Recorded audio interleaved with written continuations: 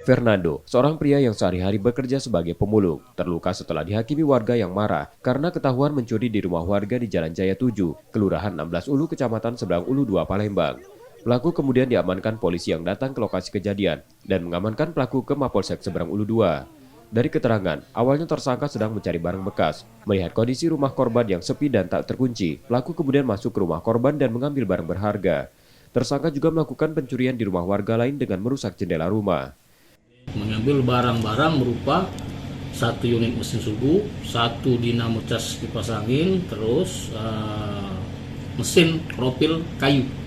Nah, setelah ke rumah korban pertama ini, kemudian pelaku bergeser lagi ke sebelah rumah korban berikutnya. Jadi ada dua laporan ini.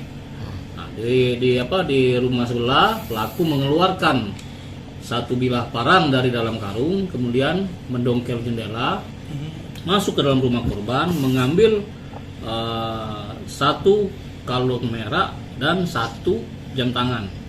Karena perbuatannya tersebut, tersangka terancam 7 tahun penjara. Yudi Kiswanto, Kompas TV, Palembang, Sumatera Selatan.